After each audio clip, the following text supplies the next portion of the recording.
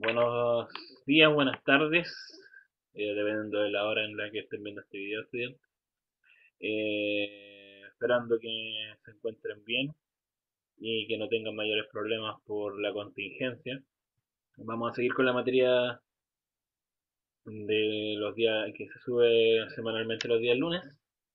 En este caso estamos viendo la unidad de demografía y vamos a ver las dinámicas y problemáticas demográficas en Chile. O sea, todo o la gran mayoría de los conceptos que se han visto con la profesora Andrea, ahora los vamos a llevar al plano nacional, ¿ya? Así que en los otros PPTs se había hablado el caso de visto casos en nuestro país, pero ahora los vamos a analizar más detenidamente, ¿ya? Continuamos. ¿Qué es una dinámica demográfica? Se refiere a los cambios estructurales por los cuales pasa la población. Un ejemplo es el aumento de la población en la región metropolitana ha generado múltiples consecuencias. Atochamiento en las vías públicas, contaminación, hacinamiento en ciertos sectores, insuficiente oferta en la salud pública. Las consecuencias son consideradas problemáticas demográficas. ¿Ya? Envejecimiento de la población. Vamos a leer esta diapositiva y la vamos a comentar. El concepto, según la Organización Mundial de la Salud, se refiere al aumento de la proporción de las personas en los grupos de más edad de la población, 60 a 65 años. Sin embargo, en nuestro país, los registros de salud en salud, seguridad social y otros se realizan utilizando la edad de 65 años o más.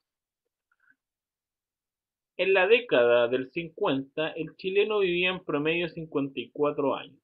Actualmente, el promedio de vida es alrededor de 72 años según el censo del año 2002. Y para el censo del 2012 se proyectó a los 80 años. ¿Ya? Este proceso tiene impactos múltiples en la sociedad, no solo en los ámbitos de educación y salud, sino también en la economía y en la composición de la fuerza de trabajo. Nuestro país, al igual que los países desarrollados, está viviendo una etapa avanzada de transición al envejecimiento demográfico. ¿Ya? Esto es algo sumamente importante tener en cuenta, porque las personas, evidentemente, en la década de los 50 vivían 54 años. No estamos diciendo que con esto todas las personas llegaban a los 54 años y morían, sino que una gran cantidad de estas personas vivía aproximadamente esta cantidad de años. ¿Ya? Al año 2002 estamos viendo que se creció en un número importante, se creció aproximadamente en 18 años la, el promedio de edad o la esperanza de vida, podríamos decir también, ¿ya? O sea, lo que se espera que una persona viva en nuestro país. Y para el año 2012, según el censo, se proyectó 80 años. O sea, subimos alrededor de 26 años la, la esperanza de vida. 26 años es mucho, ¿ya? Y esto también se puede dar por distintos factores. Obviamente, hay cosas que no, hay políticas públicas que quizás ingirieron en que las personas hoy vivan más. Quizás antes se trabajaba más, hoy se trabaja menos, por ende el desgaste también es menos. La alimentación también es algo sumamente importante y distintos factores. Tengamos en cuenta que los estudios demográficos eh, muchas veces son hechos para poder ver en qué se pueden mejorar las políticas de un gobierno. ¿Ya? Continuemos. El proceso de envejecimiento de la población se encuentra en diferentes etapas en el mundo.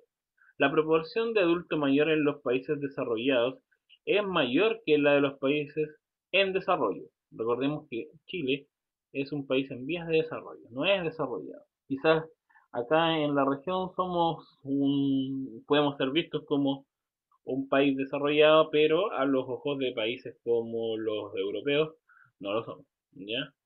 Ahora, países en desarrollo, 21% y 8% de la población total respectivamente. Aquí hay otro gráfico, dice índice de adultos mayores en países seleccionados, 2010 y 2025. Ya, o sea, obviamente 2025 vendría siendo una proyección de cuántas personas tendrá estos países. Y si nos damos cuenta, eh, es mucho. Es mucho lo que va a subir la población de adultos mayores en un rango de 15 años. ¿Ya? Es demasiado. Dense cuenta las cifras que, por ejemplo, tienen países como Japón, Alemania, Italia, ¿ya? Si se dan cuenta, estos países, los países, si se dan cuenta, los países que están punteando, o sea, que están liderando este gráfico, a diferencia de Japón, son en su mayoría países europeos. Y es algo obvio de que Europa es un continente que está envejeciendo, ¿ya? Miren, acá lo que número de adultos por cada 100 menores, ¿ya? O sea, eso es bastante. Y es increíble la manera en que está envejeciendo la población mundial. Esto lo podemos decir por distintos factores, ¿ya? Por ejemplo, un ejemplo de esto es que las personas cada vez están teniendo menos hijos, ¿ya? Pero eso lo vamos a tomar después. Acá tenemos. Ahora lo que tenemos, chiquillos, es una pirámide poblacional de Chile en 1950. Y obviamente, las pirámides poblacionales, mientras más triangulares son, es obviamente que tenemos una cantidad de personas de mayor edad que es menor, ¿ya? Y también eh, las, eh, las pirámides que son más pequeñas en la punta, o sea, en la parte superior, son características de países que son subdesarrollados, ¿ya? Y aquí tenemos esta pirámide de población de Chile en el año 1950, en la cual tenemos que obviamente el menor grupo de personas es el de 80 y más, ¿ya? Y tenemos una gran cantidad de personas que son de grupos etarios menores, o sea, de 9 años hacia abajo. Ahora, vamos a ir a la siguiente, que es Chile. Estructura por edad y sexo de la población en 1975.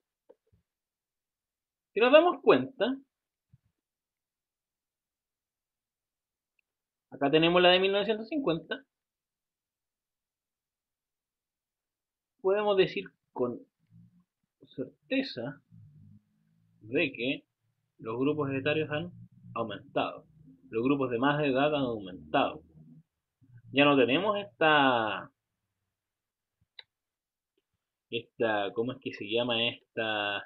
Ya no es tan triangular la pirámide. Ya está comenzando a agrandarse en los grupos etarios más altos, se está empezando a achicar en los grupos etarios más pequeños. ¿Por qué puede ser esto? Quizás porque durante la década de los 50 y 60 se comenzaron a instaurar medidas para el control de la población y una de estas es, lógicamente, el uso de los anticonceptivos. ¿Ya? ¿Para qué? Para frenar eh, la alta, la alta natalidad. ¿Por qué? Porque eso a la larga igual trae problemas de que familias tengan No sé si ustedes han escuchado a sus abuelos decir que las familias tenían más de 5 hijos. Es más, la familia de mi abuelo era de 9 hijos. O sea, y eso a las finales igual causa problemas, ¿ya? De tipo económico, porque quizás los hijos no van a poder estudiar y a temprana edad, como se vivía en aquella época comenzaban a trabajar a muy temprana edad, ¿ya? Incluso antes de cumplir los 12 años ya estaban trabajando. Así que aquí podemos ver la utilización también o la incidencia de políticas públicas como es el control de la natalidad a través de programas de salud para este fin, ¿ya?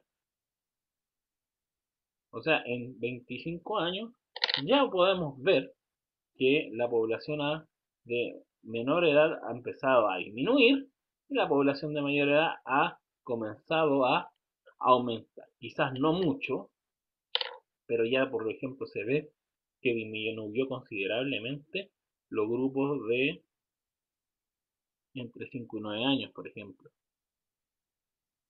¿ya? Sigamos. Acá ya llegamos al año 2000, o sea, vamos de a 25 años. Y si se dan cuenta, aquí ya tuvimos una baja en casi 2 puntos de los grupos de menos edad. De 0 a 4 vendría siendo esto. Y de 5 a 9, que estaban en 6 en el año 75, ahora en el año 2000 están en casi el número 4. ¿Ya? O sea, ha disminuido más que harto. ¿Ya? Y esto también lo podemos considerar que eh, por las políticas que yo les había comenzado a hablar antes. ¿Ya?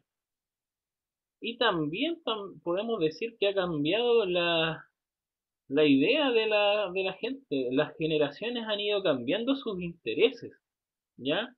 Y no es tirar de las mechas hablar de que, por ejemplo, en los años 50 la idea de las familias era eh, tener un trabajo. eh, en ese tiempo, en esa época, era muy común aspirar a un trabajo en el sector público. ¿Por qué? Porque el sector público te daba una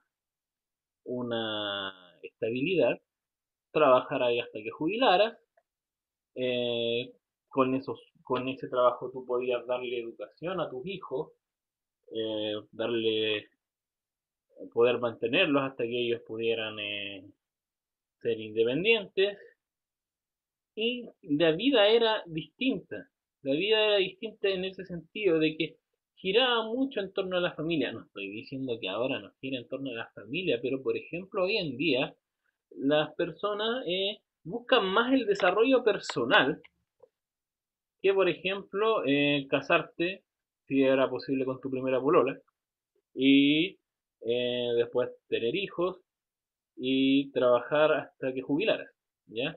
Hoy en día las personas pretenden otro tipo de vida. Por ejemplo, se casan muchas bordeando los 40 años, luego de haber vivido una vida en la que ellos pudieran viajar. Ahora las prioridades se puede decir que cambiaron. Hay gente que antes de casarse prefieren estudiar, tener un postítulo, un magíster, eh, desarrollarse en el ámbito profesional, viajar por el mundo o incluso tener logros como una casa o un vehículo, cosas que antiguamente hace 25, 50 años atrás eran logros que tenía la familia. ¿Se entiende? Eran logros que se lograban ya teniendo una familia. Ahora no. Ahora muchas personas pretenden tener bienes solos antes de casarse, o haber vivido una vida de viajes, disfrutar la vida antes de casarse, antes de formar una familia. Esa es como de la forma en que ha cambiado la sociedad. Yo no estoy diciendo que sea mala, pero lo que estoy diciendo es que es muy distinta a cómo era la vida antes, y eso, todo eso, chiquillos, influye en la forma en cómo vamos a nosotros a ver la población. Obviamente una persona que no va a querer tener hijos a temprana edad, eh, y que esto a la larga se repita, va a generar una dinámica, o sea, o una problemática de la población, porque lógicamente nuestra población va a ir disminuyendo o va a ir envejeciendo, ¿ya? O sea, por ejemplo, mucha gente que es de la generación o del año 90, o entre el 85 y el 95, personas que ya podríamos decir que han terminado estudios y cosas por el estilo, eh, gran parte de esas todavía no ha tenido descendencia. Y eso a la larga, cuando se haga una pirámide de población, si es que no se ha hecho, de nuestra población, de la población del año 2020, por ejemplo, en unos eh, 30 años más, en el 2050, cuando se analice la población del 2050, obviamente nos vamos a dar cuenta de que los números de las poblaciones etarias más menores va a ir bajando, ¿ya? Va a ir bajando.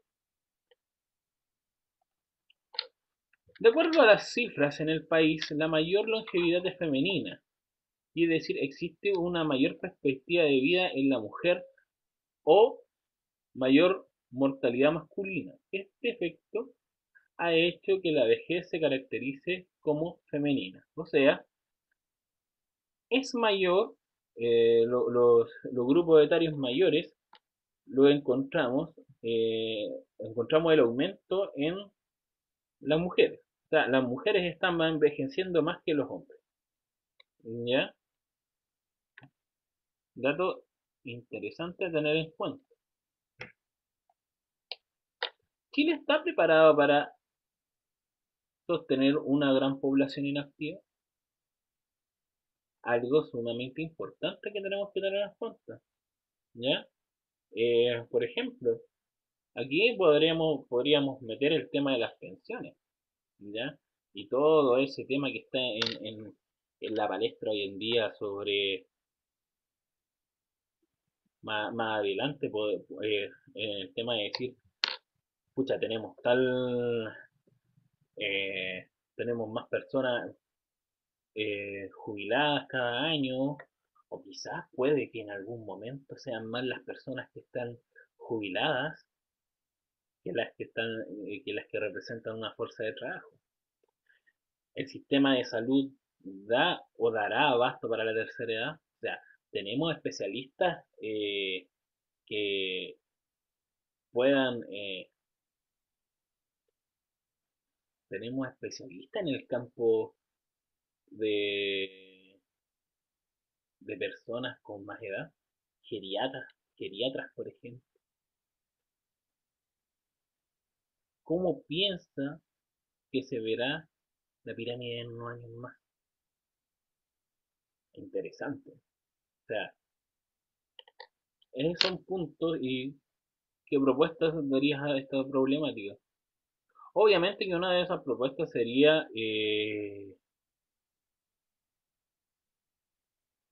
fomentar la natalidad, pero con todos los problemas sociales que se están viendo, será prudente. O sea, son muchas cosas que tenemos que tener en cuenta al momento de analizar esto, porque obviamente la población chilena está envejeciendo, o sea, eso es un hecho. y no es algo que se vaya a revertir de aquí a 2, 3 años más.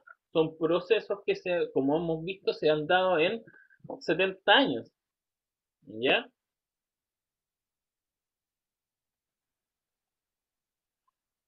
Bueno, acá tenemos más pirámides de población y aquí tenemos la proyección que se está dando de nuestro país en el 2050. Obviamente, según el 2050, por lo que estamos viendo en el grupo etario de las mujeres con mayor edad van a superar a las con menor edad. Y los hombres, si bien van a aumentar bastante, nunca van a aumentar de la manera en que va a aumentar el número de mujeres, pero sí va a aumentar bastante. Incluso podríamos decir que va a estar al nivel de los niños con menor edad, ¿ya? O sea, es algo preocupante. ¿O será un reflejo de nuestra sociedad? Una sociedad que obviamente ha cambiado. Obviamente hay personas que prefieren tener menos hijos o simplemente no tenerlos.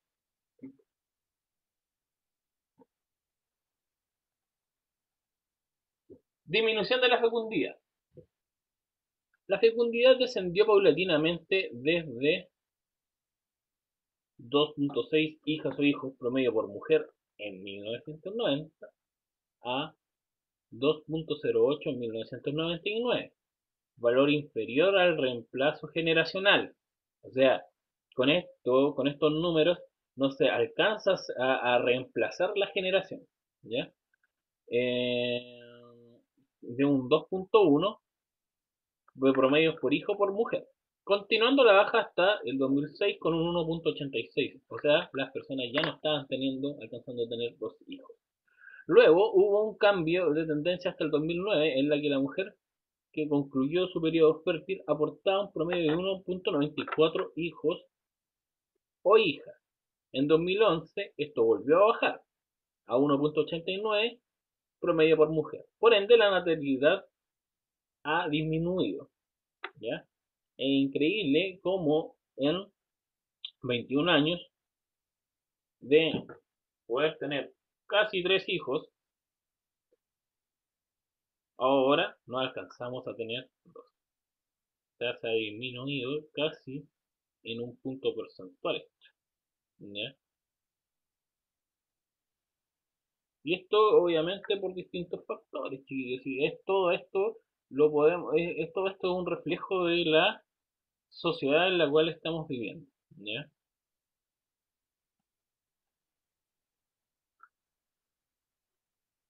Ahora vamos a otro punto. Según el estado civil de la madre,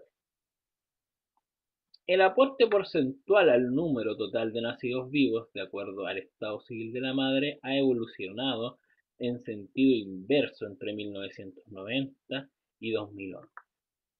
En 1990 los nacimientos aportados por las madres casadas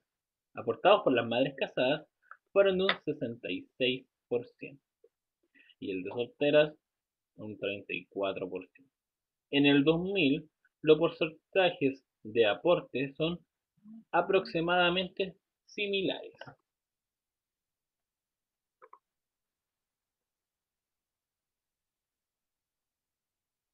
En 2011 las casadas tuvieron el 31% y las solteras el 69% de nacimientos. O sea, con esto lógicamente podemos decir que eh, los hijos nacidos en matrimonio eh, han superado, o sea, los hijos nacidos fuera del matrimonio, o sí, fuera del matrimonio, o sea, no fuera del matrimonio, sino que hijos que no han nacido necesariamente por en un matrimonio, han superado a los hijos nacidos dentro del matrimonio.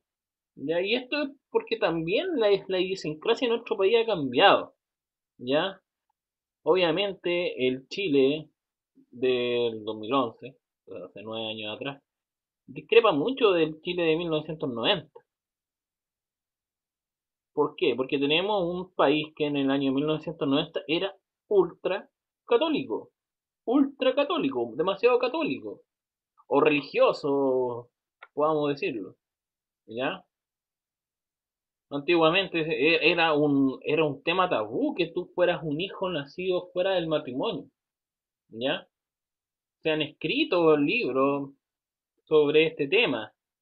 El historiador Gabriel Salazar ha hablado mucho de los hijos guachos, porque antiguamente cuando tú eras una persona que era nacida fuera del matrimonio, eras un guacho. Antiguamente los hijos nacidos dentro del matrimonio tenían más privilegios o más derechos en realidad que un hijo nacido fuera del matrimonio. Y era un tema tabú que tus padres no fueran casados. Hoy en día todo eso ha cambiado. Por ejemplo, los hijos. Antes existían, chiquillos, los hijos legítimos y los ilegítimos. Y en estos 21 años eso dejó de existir. Por ende, todos los hijos, por ejemplo, son iguales ante la ley. ¿Ya? Y eso también ha causado que eh, este tabú, esta discriminación hacia hijos nacidos fuera del matrimonio haya desaparecido. Ya eso es un paso muy importante. ¿Ya? Y junto con esto también tenemos que los matrimonios también han disminuido. Hay personas que prefieren no casarse porque lo encuentran una lata, porque ellos dicen que el amor no se mide con un contrato, etcétera, etcétera, etcétera. ¿Ya? Y esto también puede haber influido en la baja de estos números. Migraciones. Es un movimiento de población que cruza un límite demográfico definido, implicando un cambio de residencia habitual. Habrá migración internacional en la medida en que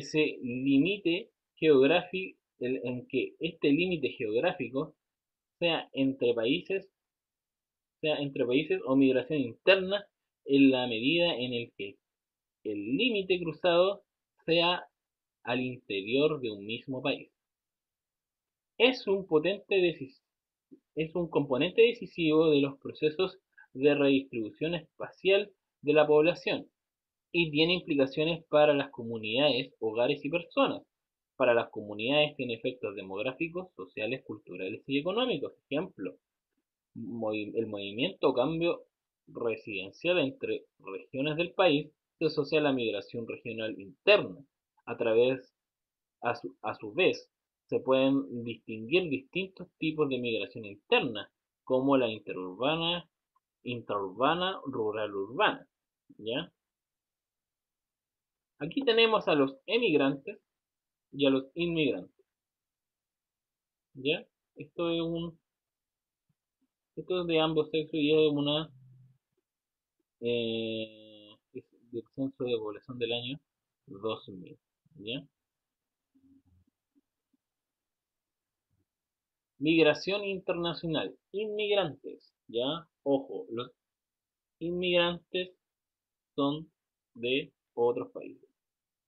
A comienzos de la década de los 90, este país se convirtió en un importante destino para la migración internacional, ligado principalmente al fortalecimiento de la economía, su crecimiento y estabilidad política, además de la consolidación institucional, hechos que pueden ser antecedentes relevantes a la hora de decidir emprender un proyecto migratorio.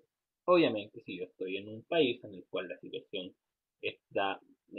económica está más o menos mala, y yo pretendo irme de este país para buscar mejores oportunidades de vida, tengo que ver distintos factores. Por ejemplo, nuestro país está viviendo una especie de estabilidad, está afianzando la democracia luego de la salida del gobierno militar, la economía iba bastante bien y la institucionalidad estaba en un muy buen nivel. Todos estos factores pudieron incidir a que personas de países como Perú, país y el cual lideró la inmigración a nuestro país durante la década del 90 y gran parte de la década de los 2000, son factores que pudieron incidir a que muchas personas de nacionalidad peruana hayan querido venir a nuestro país. Evolución de inmigrantes en Chile. ¿Ya? Aquí tenemos en 1982 que teníamos aproximadamente 83.805 inmigrantes. Y si nos damos cuenta, esto subió en una cantidad enorme. ¿Ya?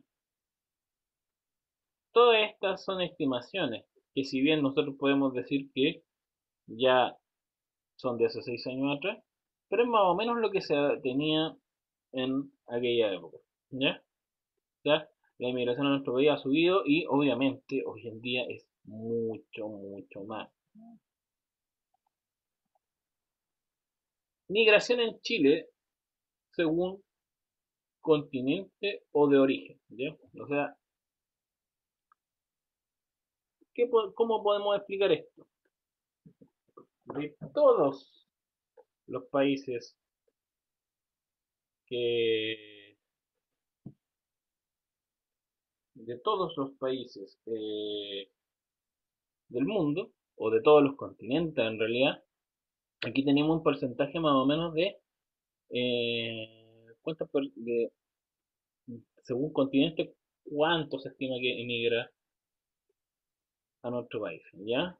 O sea, obviamente del 100% de los inmigrantes que tenemos en Chile, el 74,9% de los inmigrantes viene de Sudamérica, el 4,8 viene de Norteamérica, el 4,3 viene de Asia y el 11,8 de Europa y así sucesivamente, ¿ya? Comunidades emigrantes en Chile. Ya estos son datos del año 2014. Así que no vamos a ver reflejados la comunidad haitiana, que es bastante grande hoy en día, pero son datos hasta el 2014. Pero cabe decir que en el 2014 ya teníamos, ya se estaba comenzando a ver la inmigración de haitianos, ¿ya? Pero aquí pueden ver. Ahora, si hiciéramos un estudio hoy en el 2020, podríamos decir que, por ejemplo, las comunidades venezolanas han crecido enormemente. La comunidad colombiana también. Y podemos agregarle aquí las comunidades haitianas, ¿ya? O sea, el proceso migratorio es un proceso que está en constante cambio. Por ejemplo, si bien en la década de los 90 y gran parte de los 2000 la migración estuvo liderada por argentinos y peruanos, hoy en día no sería descabellado decir que está liderada por haitianos y por venezolanos. ¿Ya? Ya, chiquillos. Esto fue el estudio, o esto es la clase de demografía llevada al contexto nacional, ¿ya? Eso sería la clase del día de hoy, chiquillos, que se encuentren muy, muy bien.